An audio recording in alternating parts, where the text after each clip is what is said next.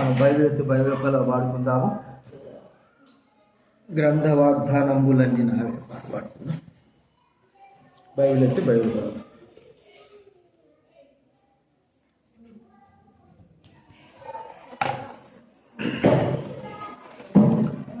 గ్రంథ వాగ్దానంబులన్నీ నావి, ప్రతి అధ్యాయం వరుస వచనము, తన దివ్య ప్రేమ వాగ్దానంబులు, గ్రంథ వాగ్దానంబులన్నీ నావి.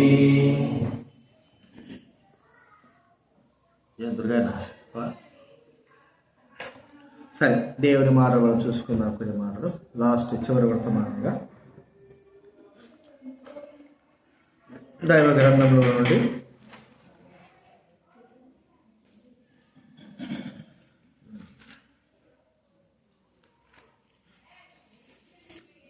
హెబ్రీయులకు రాసినటువంటి పత్రిక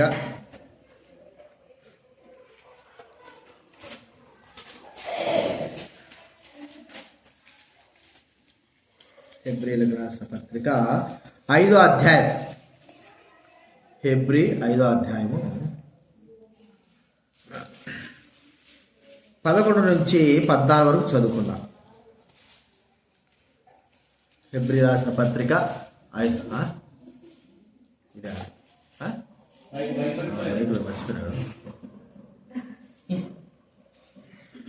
హెబ్రీ రాసిన పత్రిక 5వ అధ్యాయం 11వ వచనం నుంచి మనము 14వ వచనం వరకు మార్చి చదువుకుందాం. 5:11. ఇందులో గురించి మేము చెప్పవలసినవి అనేక సంగతులు ఉన్నావు, కానీ మీరు వినుటకు మందులైనందున వాటిని విషపరచుట కష్టము.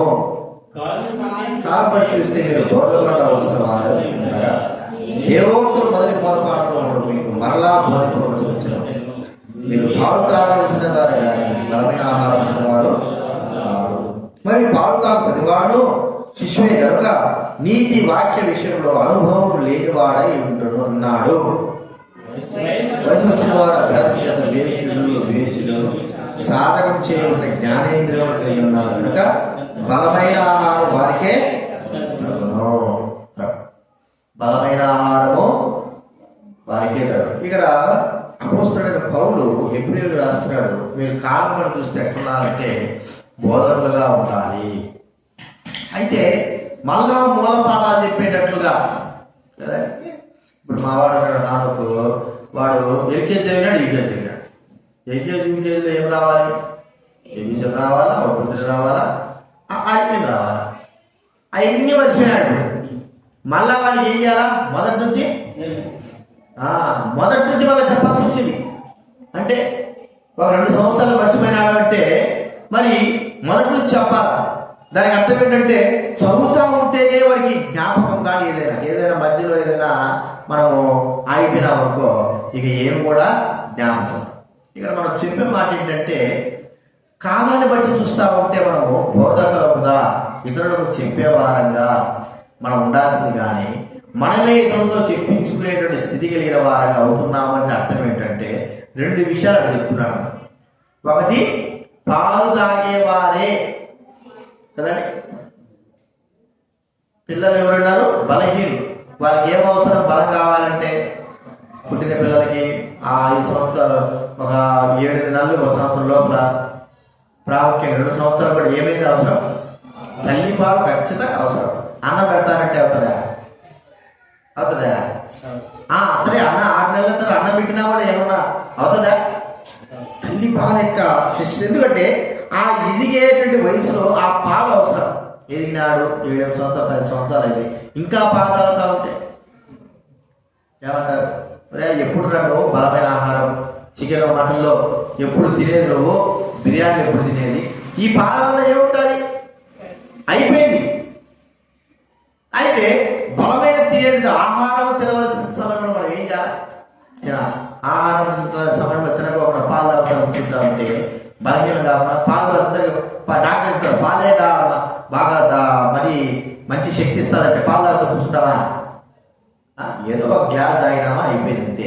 కానీ మన శరీరానికి, మనం చేస్తున్న పనికి, మనం జీవిస్తున్న జీవితానికి బలమైన ఆహారం మనకు అవసరమైనది.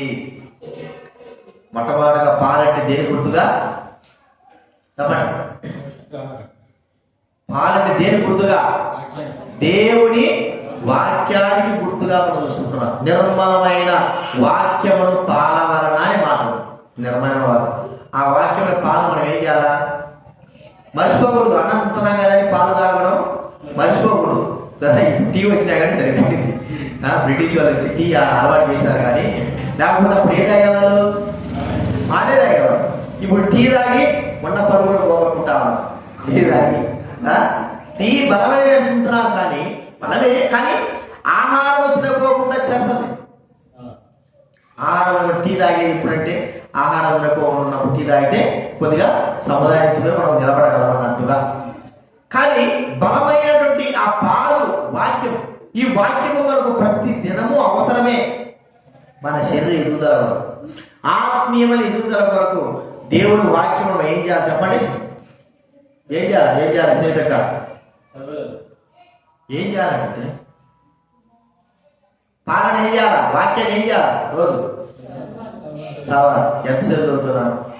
ఎంత చదువుతున్నా? ఎంతగా చదువుతున్నా?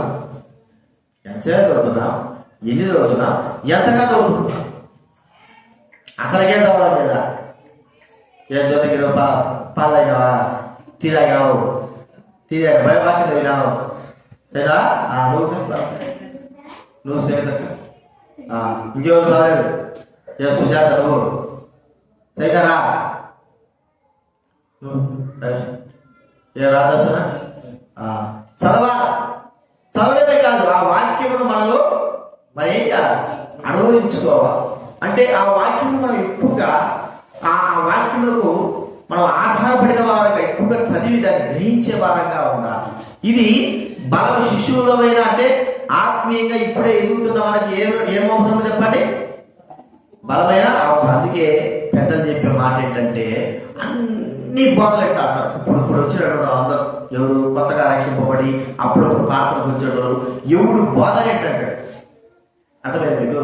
బోధ అనేది ఏంటి? ఆత్మీయమైన ఆహారం వినడం. అర్థమైందా?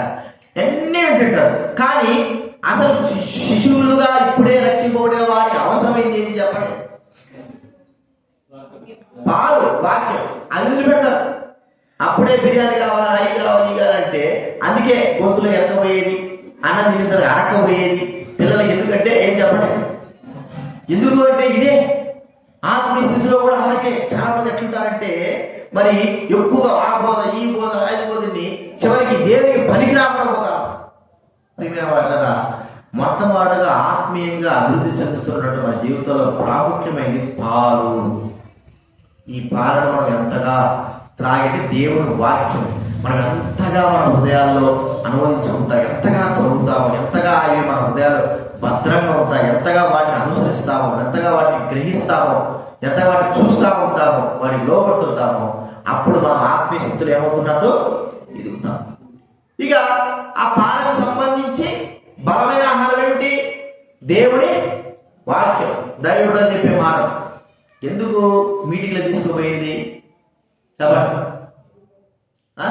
ఇంటికాడ కూర్చొని జరుగుతుంది, ముక్కులు కాస్తున్నాయి, బాగలేదు, జ్వరాలు వచ్చినాయి, ఎందుకు తీసుకుపోయేది? ఎందుకు కొద్దిగా అవగాహన ఉండాలి. అరే నేను ఇప్పుడు దేవుడి వాక్యంలోకి వెళ్తున్నాను, నా బలమైన ఆత్మీయ జీవితానికి బలంగా ఆయన ఏదైనా మాట్లాడతాడని దానికి పోవాలి. అంతేగాని ఈ పిల్లల్ని అడ్డపెట్టుకొని, ఈ వాతావరణం అడ్డపెట్టుకొని, వీటి అడ్డపెట్టుకొని దేవుడి సన్నిధికి అసలు పోగొట్టుకునేవారుగా ఉంటారు. దేవుడి వాక్యము బలంగా ఉండాలంటే మొట్టమొదటి ఏం కావాలి? పాలంటే దేవుని వాక్యము చదవాలి, బాగా చదవాలి, దాన్ని నేర్చుకోవాలి, అవలంబించాలి, గ్రహించాలి. ఏది ఎలా రాశాడు, ఎందుకు రాశాడు, దీని అర్థం ఏమిటి గుర్తించాలి. రెండవదిగా మన ఆత్మీయంగా ఇంకా బలపడాలంటే దైవుడు చెప్పేటువంటి మాటల వాక్యం మనం ఏం కావాలా? నేర్చుకోవాలి. ఆ బలమైన ఆ మాటల కొరకు మనం నిరీక్షించాలి, ఆ వాక్యం కొరకే. అందుకే మీటింగ్ తీసుకోబోయేది ఎందుకు? దేవుడి బిడ్డలకి తీసుకుపోతే పరిశుద్ధ సమాజ కూడికలు పెట్టేది ఎందుకు? యూత్ మీటింగ్లు పెట్టేది ఎందుకు? ప్రత్యేక కూడికలు పెట్టేది ఎందుకు? దైవత్వానికి తీసుకొచ్చేది ఎందుకు? ఆత్మీయంగా ఇంకా బలము కలిగిన వారంగా ఉండాలని. పాలు తాగిన వాడు బలవంతుడే, కానీ ఆహారం తినిన వారికంటే బలవంతుడేవి కాదు. కాబట్టి పాలు తాగాలి, దాంతో పాటు ఏం కావాలి చెప్పండి, ఆహారం కూడా తినాలి, రెండు ఉండాలి. అప్పుడు మన శరీరం ఎంత బలంగా ఉంటుందో మన ఆత్మీయ జీవితం కూడా అంత బలమైన వారిని మనము ఉంటాం. ఆత్మీయతలో తగ్గిపోవడానికి గల కారణం ఏంటంటే పాలు అనేది లేదు, దేవుడి వాక్యం అనేది లేదు. తర్వాత దేవుడి యొక్క మాటలు, దైవమైన వారు పెద్దలు చెప్పే మాటలు అది వినేది లేదు. ఎందుకు పెద్దలు ఆ బోధకులు వచ్చినప్పుడు వారి మాటలు ఉంటున్నారు. మన క్షమించిన పక్కన వచ్చాడు, దేవుడి వాక్యం ఎంత చక్కగా చెప్పాడు. ఆయన చెప్పేది ఇప్పుడు బోధ చేసినా మేము పెద్దలు ఉంటాము, కానీ ఒక మాట అయినా సరే మాతో మాట్లాడాడు. మీకు దేవుడు మాట్లాడా, కుటుంబం గురించి మాట్లాడా, పిల్లల గురించి మాట్లాడా, అర్థమైందా? కుటుంబం గురించి, పిల్లల గురించి, ఇంకా ఏ విషయాల గురించి మాట్లాడాడు బాగా పడతాడు. అంటే వాళ్ళ మాటలు మనలో ఏం చేస్తే మన ఆత్మకు ఫలాన్ని సమకూరుస్తాయి, శక్తి దేవుడు వస్తాయి. మరి ఇంకా నేను ఎక్కువగా బలంగా దేవుని కొరకే జీవించాలి, బలమైన వ్యక్తిగా, ఆత్మీయతలో బలమైన వ్యక్తిగా ఉండాలని మనము కోరుకుంటాము. అందుకు వీటికి రమ్మని చెప్పేసి ఉచితంగా తీసుకోబోతానే కూడా రావడం. ఏం చేయాలి చెప్పండి? ఉచితంగా తీసుకోబోతా, వార్తలు తీసుకోబోతా ఉన్నా కూడా రావాలి. ప్రతి మీటింగ్కి వెళ్ళాలి. మీటింగ్ అంటే ఎక్కడ పడితే కాదు, మన సహవాసంలో ప్రత్యేకమైన కూడికలు ఉన్నప్పుడు వాటి వరకే ఖర్చు అయినా సరే మనం ఏం చేయాలి చెప్పండి? వెళ్ళి దేవుడి వాక్యం వినాలి, ఆత్మీయతలో బలపరచబడాలి. ప్రతిరోజు ఉదయాన్ని ఇంటికాడ మనం ఏం చేయాలి? ఏం చేయదక్క ఉదయాన్ని ఏం చేయాలి చెప్పండి? దేవుడి వాక్యము చదువుతా ఉండాలి. ఉదయం చదవాలి, రాత్రి చదవాలి, సమయం ఉన్నప్పుడు చదువుతా ఉండాలి, గ్రహిస్తూ ఉండాలి, అవసరప్పుడు చూస్తూ ఉండాలి, నేర్చుకుంటా ఉండాలి. ఇంకా నీకు ఆశ ఉంటే ఒక్కొక్క వాక్యం రోజంతా ఒక వాక్యం వల్లించుకుంటా అదే వచ్చేస్తా. రోజంతా చేసుకుంటే అసలు మర్చిపోతామా? రోజంతా ఒకే వాక్యాన్ని మనం మాట్లాడుతూ ఉంటే మర్చిపోతామా? నేర్చుకుంటే అట్లా ఎన్ని రోజులు ఎన్ని వాక్యాలు మనకు హృదయం ఉంటాయి, బలమైపోతాం ఆ వాక్యం కూడా. కాబట్టి ఈ రెండు కలిసిన తర్వాత, బలమైన వారమైన తర్వాత మనము కాలాన్ని బట్టి చూస్తే మనం ఏమైపోతాము? బోధకులుగా చేయబడి అనేకమైన వారికి బోధించే వారంగా ఉంటాం. కదా? రేడియో జాన్ గారు ఉన్నారు, వాక్యం దీంట్లో యూట్యూబ్లో కూడా ఒకటి వస్తారు. రేడియో జాన్ ఆయన ఎప్పుడో ఎప్పుడో 50లో ఎప్పుడో ఉన్నాడు. ఎప్పుడో ఆయన ప్రభు మాట్లాడిన తర్వాత ఆయన అమెరికాకి వెళ్ళిపోయాడు. ఎలాంటి వాడంటే వాక్యంలో దిట్టగా రేడియో జాన్ గారు చూసి అనేకమైన వారు ఇంప్రెస్ అయ్యి దేవుడి వాక్యం నేర్చుకున్నారు. వాక్యం తీస్తాడు, ఎంత చక్కగా ప్రతి వాక్యం చక్కగా బోధిస్తాడు, చక్కగా చెప్తాడు. ఎట్టొచ్చిందే ఈ నాలెడ్జ్ అంటే ఆయన అన్నాడు, మాకు భక్సింగ్ గారు నేర్పించాడు. భక్సింగ్ గారు దేవుడు మోకాల మీద నుండి దేవుడి వాక్యం ధ్యానించాలని, ప్రార్థన చేయాలని మాకు చెప్పాడు. చాలా మంది రేడియో జరగాలంటే మొట్టమొదటిగా రేడియోలో వాక్యం చెప్పడానికి గల కాలం ఆయనే. ఇక్కడ మాకు కడవలో ఆయన జన్మించాడు. అమెరికాలో వెళ్ళి ఎన్నో వాక్యాలు చెప్పాడు, గొప్ప సేవలు. ఆయన చూసి ఇంకొక ఆయన నేర్చుకున్నాడు. అర్థమైందా? ఆయన చూసి ఇంకొక ఆయన నేర్చుకున్నాడు. వారు వాక్యంలో దిట్టగలిగిన వారు, అంతగా వాక్యాన్ని అనువదించుకుంటూ వాక్యం వింటూ, ఎందుకు? ఆత్మీయతలో బలపరచబడడానికి. కాబట్టి తర్వాత వారు ఏమైపోయినారు? బలమైన బోధకులుగా చేయబడ్డారు. అర్థమైందా? పాలు లేకపోకుండా, ఆహారం లేకుండా బలమైన వారుగా కాలేదు. పాలు వాక్యం రెండు కలిపి వారు శక్తి కలిగిన వారై ఉన్నారు. కాబట్టి అనేకమైన వారికి బోధించేటువంటి శక్తి కలిగిన వారుగా వారు చేయబడ్డారు. ఇప్పుడు మనం కూడా ఏం కావాలి చెప్పండి? హతున్న వారిని ఏమైనా అడిగారనుకో, ఏమైనా ఒక వాక్యం అడిగారనుకో చెప్తారా? తప్ప ఒక మీటింగ్ పోయినాము, ఒక సిస్టర్స్ మీటింగ్ పెట్టాము, దాంట్లో ప్రశ్న అడుగుతారు. సిస్టర్స్ కానీ ఏదైతే మీటింగ్ పెట్టామో అడిగితే చెప్తామా? చెప్పడం అంటే లేదంటే అర్థం ఏంటి? దానిలో గ్రహింపు మనకు లేదు, పాపం తాగడం లేదు, దేవుడి మాటలను వినడం లేదు. కాబట్టి ఇతరులు కూడా ఏమని చెప్పగలుగుతారు? అసలు నిజంగా చెప్పండి, మీరు యేసు ప్రభువు గురించి ఎన్ని విధాలుగా, ఎన్ని రీతులుగా ఆయన గురించి చెప్పగలిగేటువంటి శక్తి మీకు ఉంది. పార్వతక్క, ఎప్పుడైనా యేసులో నా దేవుడు నన్ను రక్షించినాడు, ఇలా కాపాడాడు, ఆయన ఎప్పుడైనా యోగి చెప్పినావా? ఏ లక్ష్మక్క, జ్యోతక్క, శ్రీతక్క, నువ్వు చచ్చాడు, ఎప్పుడైనా యేసులో గురించి ఒక గొప్ప మాటలు ఆయన గురించి వాక్యం గురించి చెప్పాను? అడిగినప్పుడు వాటి గురించి సమాధానం చెప్పగలిగే స్థాయి ఉందా? కారణం ఏంటంటే బలమైన ఆహారం లేదు, బలమైనటువంటి పాలు లేవు, ఉన్నాయి కానీ తాగేదానికి పాలు తాగదంటే కక్కేస్తానా? చెప్పండి, అన్నం కట్టే చెప్పాలా? అనగడం అంతేనా? పిల్లలు పాలు తాగితే కక్కేసి ఏమంటారు? మరి వీడికి అన్నపకుండా ఉండాలి అంటే అంతేనా? అన్నం తిన్న తర్వాత మనం కూడా వాటి చేసుకుంటాం, అప్పుడేమైనట్టు పాలు తాగినా బాగుంది, అన్నం తిన్నా బాగుంది, అప్పుడు శరీరము బాగా బలంగా ఉంటుంది మనకు తెలుసు. అట్లా ఆత్మీయ స్థితిలో కూడా అదే, దేవుడి వాక్యం బాగా చదువుకోవాలి, నేర్చుకోవాలని ఉండాలి, వాక్యం పఠించాలి. రెండోదిగా దేవుడి వాక్యం, దేవుడి కూడా చెప్పే మాటలు వాక్యాలు బాగా వినాలి, వాటిని అనుసరించాలి, వాటి కొరకే ఎదురు చూడాలి. ఇంకా ఏమైనా దేవుడి వాక్యం అందుకే వేసుకోవాలి. 3 దినాలు వాక్యం చెప్తా అంటే ఏమైనా వాళ్ళు పరవశించి ఆకలి తప్పులు లేకోకుండా వింటా ఉన్నారు. అర్థమైందా? అది అవసరం. యేసు మరి మరియమ్మతో చెప్పిన మాట పాత చెప్పిన మరియ ఉత్తమమైన దాన్ని ఏర్పరచుకున్నది. కాబట్టి ఈ విషయాలు జ్ఞాపకం పెట్టుకుందాం. వాక్యం మనకు అవసరము. రెండవది ఏం చూసినాము? అన్నము, ఆహారం, దేవుడు బోధ, దేవుడు మాట మనకు అవసరం. అందుకే ప్రతి మీటింగ్ పెట్టినా కూడా మనం ఏం చేయాలి చెప్పండి? శ్రమైనా కష్టమైనా పోవాలి. ఆ పిల్లలు ఉన్నా కూడా పోవాలి, నీకోసం పోవాలి. ఆ పిల్లలు కూడా ఆత్మీయ స్థితిలో ఎదుగుతారు.